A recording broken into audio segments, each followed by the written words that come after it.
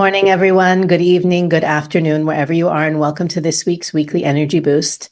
Today, Eitan and I are sharing the wisdom of how to know who you truly are, your true identity. And it's a perfect conversation. Obviously, the energy of this week is supporting us to go deeper, to discover our true desires and what's truly underneath all of the external noise and the layers that we've built up based on how we were raised, what we think other people want from us, and so many other factors. But also, one of the shared opportunities throughout this month is to pick a lane and stay in it. And we'll talk more about how being certain and choosing your path with conviction is more important than choosing the path itself. Weekly Energy Boost is a 7-day spiritual weather forecast in which we share with our listeners the most powerful and practical tools to navigate the coming 7 days from the wisdom of Kabbalah. And every episode, therefore, offers tools and wisdom you can use any week of the year in any situation.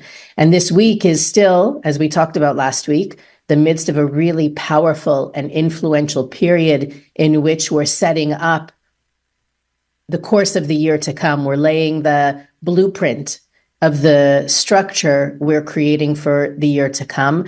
And so this question often comes up of, how do we know our true potential? How do we know what really fulfills us? How do we know what's deep inside under all the layers that we're trying to shed and release and heal in our spiritual journey?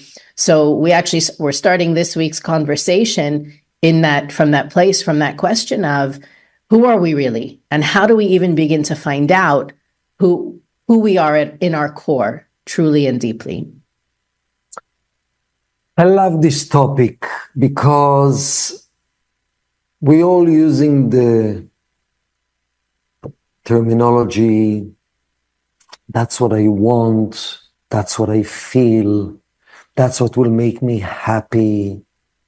I want to be so honest with my feeling. And very often we get what we thought we really want, and it doesn't make us happy. We get the money, we get the love, we get overcoming the challenge, and something is missing.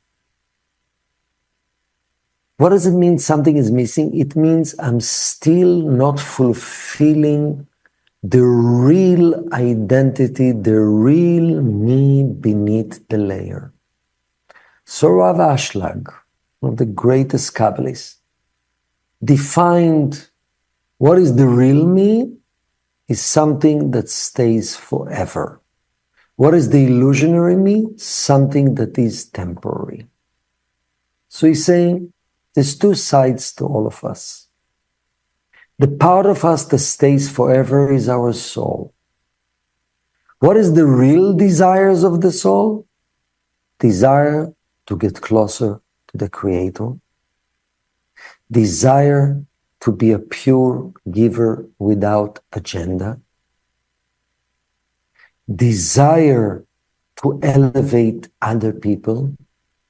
Desire to learn the wisdom of life and why everything is happening in my life. Desire to understand, why do I have all these challenges in my life and how does it serve my purpose of elevation? Those are the desires of the soul, desire to truly be fulfilled, not by people giving me honor and respect, just by elevating my consciousness to be closer to the source, to the light. We have another side within us. We call it the illusionary self, the ego self, the opponent self. And that part within us, it's the easiest, it's the false identity, the Kabbalists. Why it's a false identity? Because that part within us doesn't stay forever.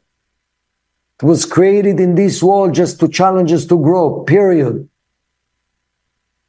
And that's a part of us that's saying, if I'll get what I want, if I'll get the honor, if I'll get the respect, if I'll get the achievement, that's what will make me happy.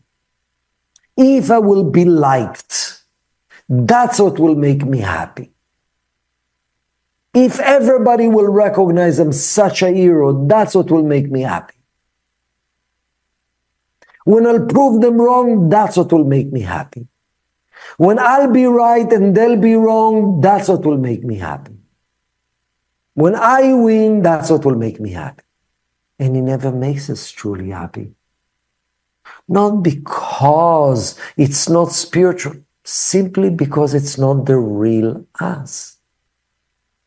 So who is the real me? The soul desires. Because that soul stays forever. It's my essence. It's my true identity. So it's interesting, especially this week, which towards the end of the week is what we call Yom Kippur, which is the one day of the year that we are elevating to the highest consciousness. So the Kabbalah is saying, when you are really in the highest consciousness, you can clearly see the difference. This is the real me, and this is the illusionary me. It's important illusion. It's part of the test of life. We cannot neglect it or ignore it. But if I think that these temporary desires or external desires are the source of my happiness, I will be disappointed. You know, sometimes people lying, and nobody found them lying. They're just lying. Nobody knows about it. And I've seen at least 2 cases that later on in life, these 2 people became sick. Why? Nobody found the lie. Nobody knew that they were cheating. They're the only one. They were never caught. But they couldn't live with themselves. Why? What's the big deal? Because that person didn't feel they're pleasing the real me. Doesn't mean you cannot change it or re-choose, better choices. That's part of the cleansing process. But the whole purpose of the spiritual path is actually, number one, to be able to identify the difference between the real me, my real desire, what really will make me happy, what really will bring me closer to home, versus the false me. And when I'm attached myself, listen, for example, insecurity. We have insecurity. I'm not good enough, and I'm not strong enough, and I'm not beautiful enough, and I'm not liked enough. We all have movies and stories of insecurity that based on childhood and based on past lifetimes and based on experiences that we had.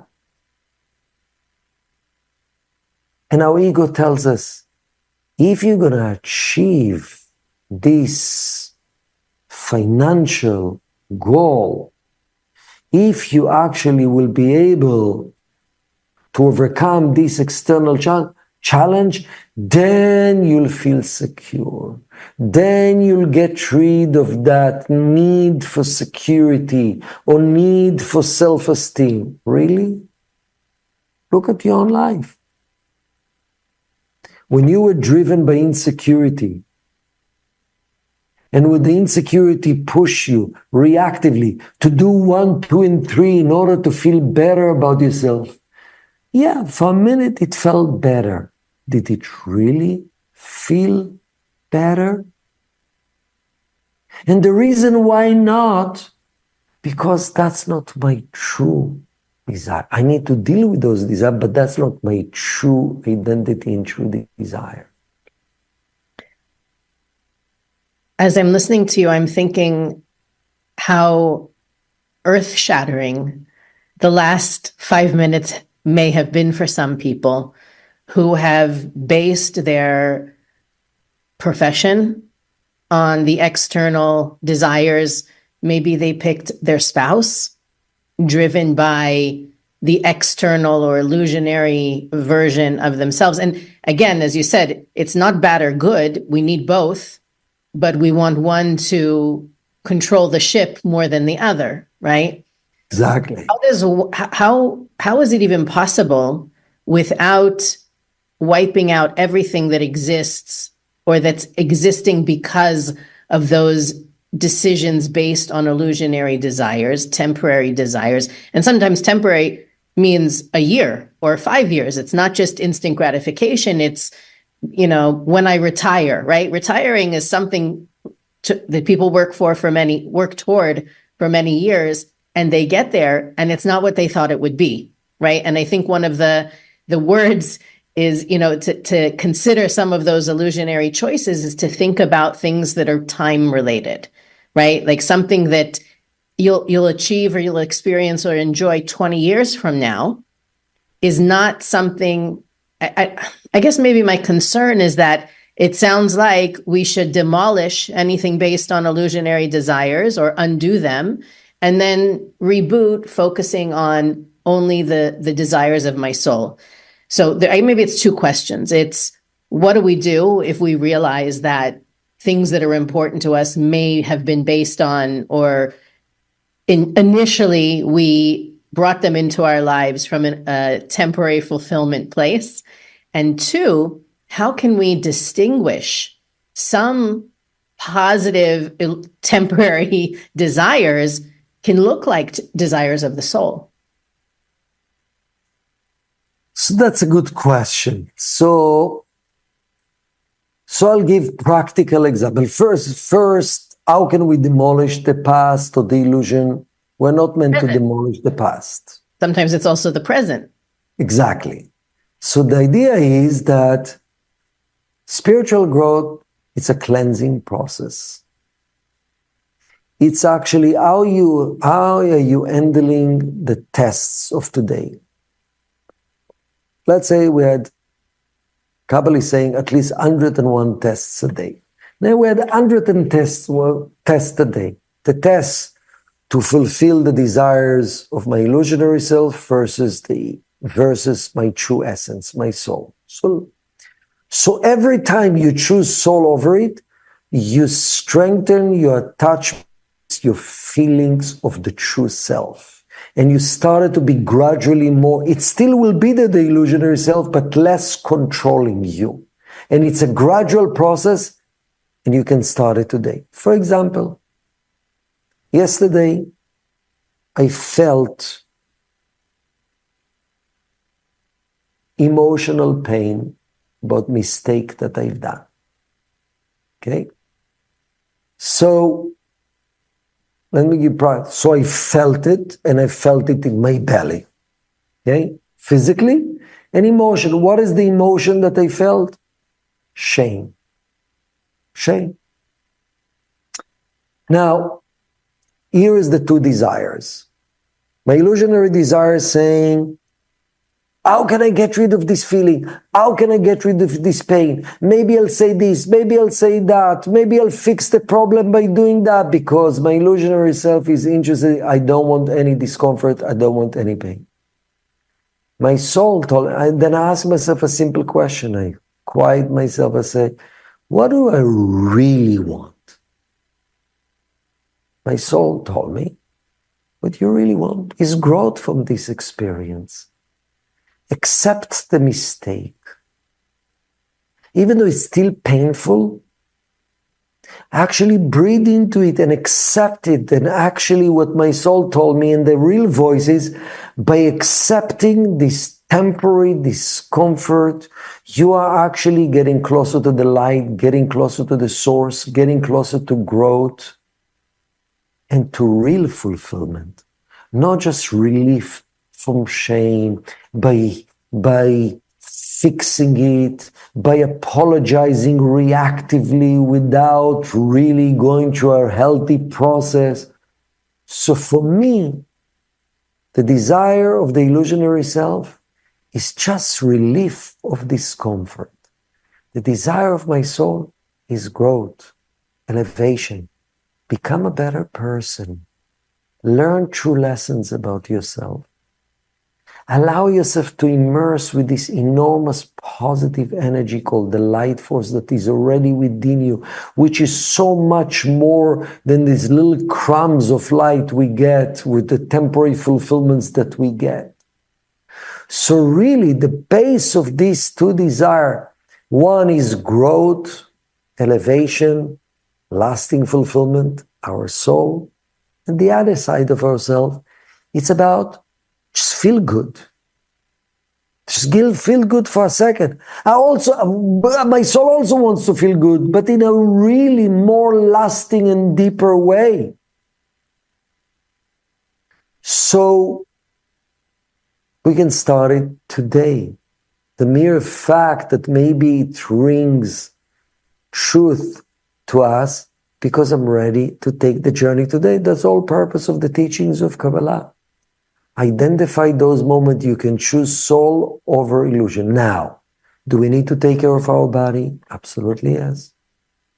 Do we need to take care of what we're eating and exercise and proper sleep? Absolutely. Would you say it's illusionary? I would not say. Some of the natural instinct of the body and divine actually are important to observe them from a soul level, because part of our soul desires is protect the body in a long term.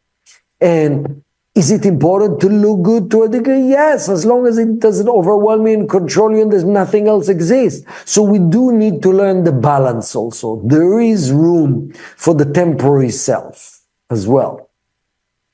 Right. We chose to be in the physical reality to do our spiritual work, not to be in the spiritual reality to do the spiritual work. There's exactly light to reveal there. And while you were talking, I thought of a student that I have that had a similar awakening to what we're talking about, the opportunity of this week, as she began to study spirituality and really aim to live the principles that we teach.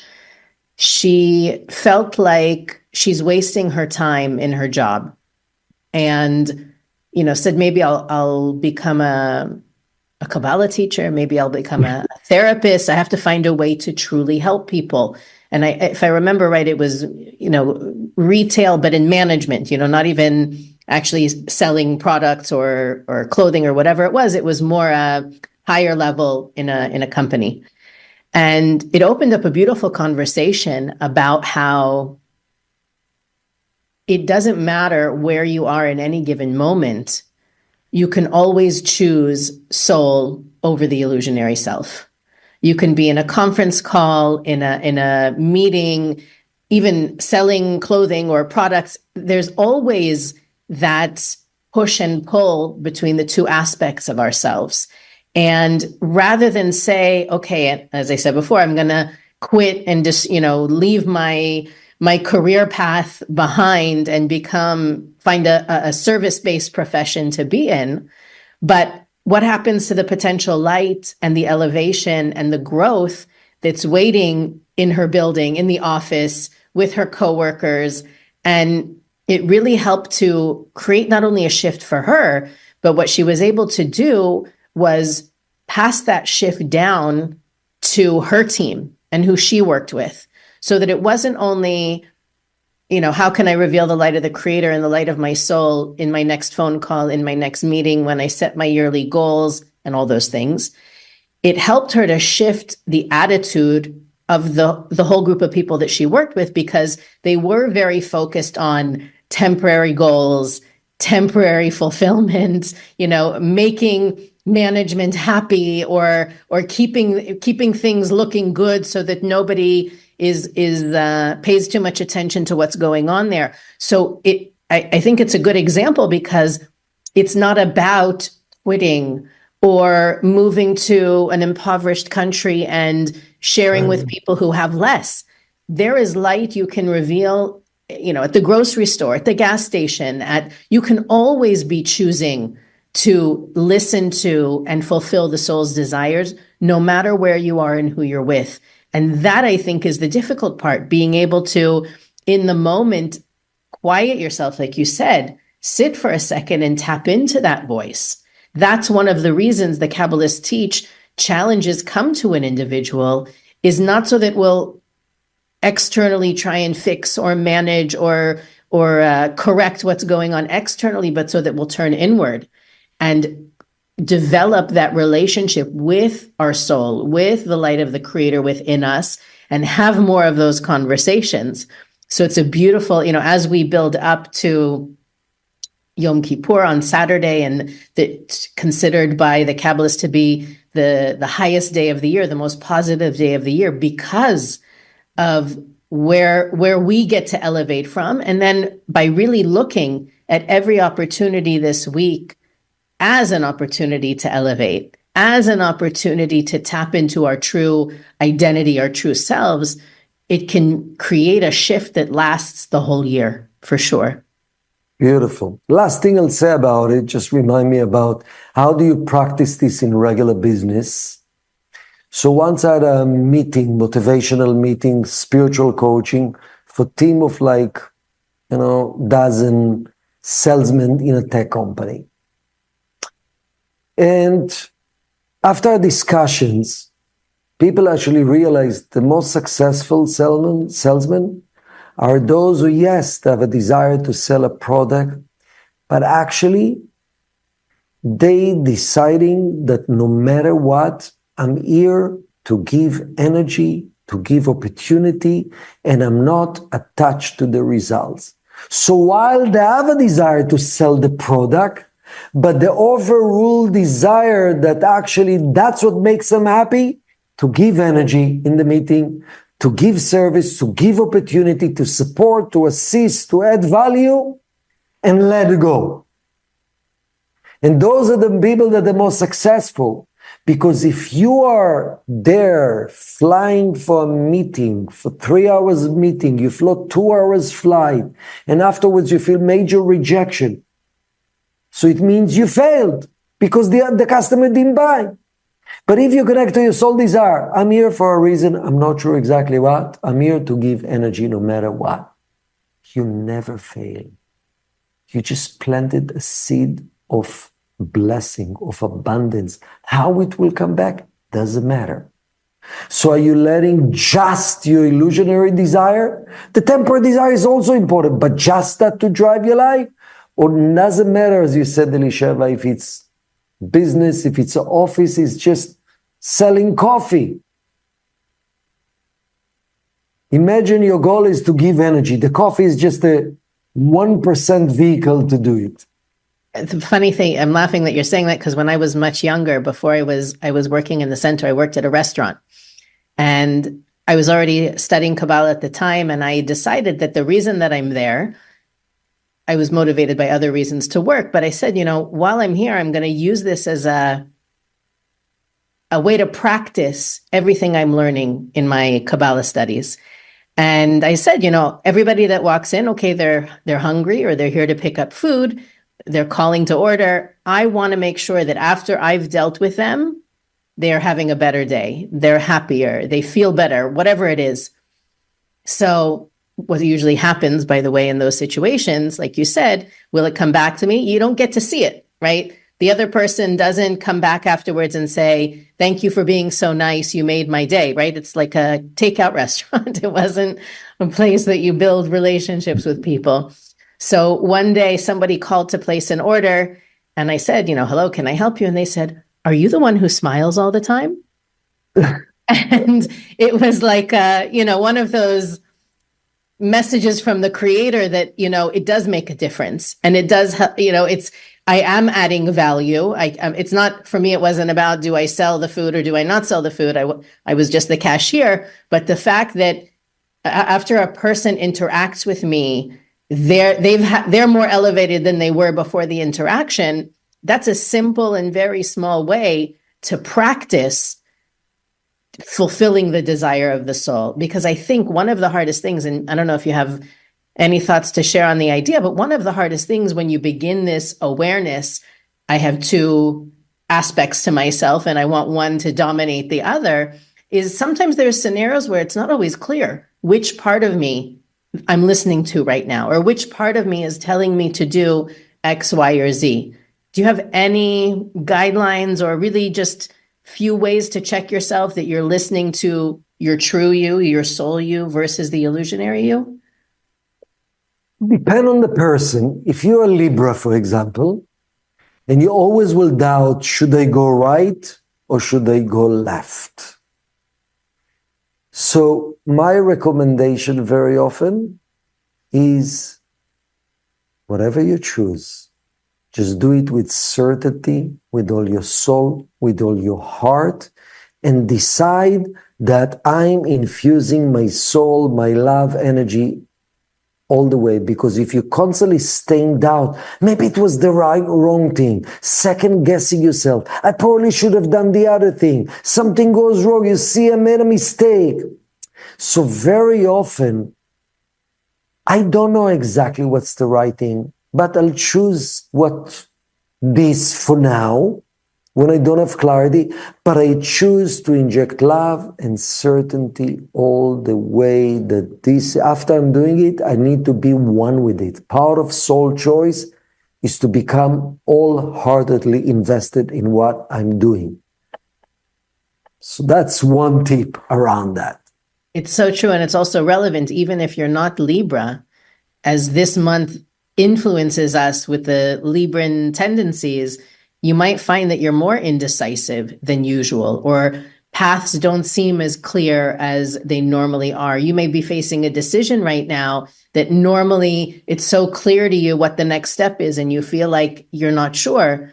This is a perfect way, if you have that not only unsure tendency, but also the second guessing afterward, which ends up being more destructive than often choosing the wrong thing. So going all the way, knowing that if it is the wrong thing and you've done it with your whole heart, you will be shown, right? It won't, that somehow the path will twist to the choice you didn't get. And it really, exactly. For example, people, they're not sure which house to get or which car to buy or which job to take. So they choose one and go with it all the way. And then it doesn't work out. So they realize, okay, it's the other one that was meant to be. So the universe has ways of supporting us in strengthening our connection to our true identity. And this is one beautiful example of how that works. All right. I think that's a lot. And I think if you've been listening for any period of time, you know that the build up to this month has been great and there's a lot of work involved. So I'm excited for everyone to have this perspective throughout not only this week, but also going into the whole month and in the coming year, really choosing more than ever to operate from the true soul self. Weekly Energy Boost is available on all podcast platforms, YouTube, Facebook, and Instagram. You can follow us there for more content and additional wisdom to support you in applying what we talk about every week. You can also visit weeklyenergyboost.com, where we have our archives. You can reach out to us by writing us a message there, or you can also click the donate button and support our podcast. But if Weekly Energy Boost has helped you at all, the best way you can give back is to share and bring this episode or any other episode into the lives of others. It really makes a difference. And we're so grateful for all of your sharing. And we'll see you next week on the Weekly Energy Boost. Thank you so much.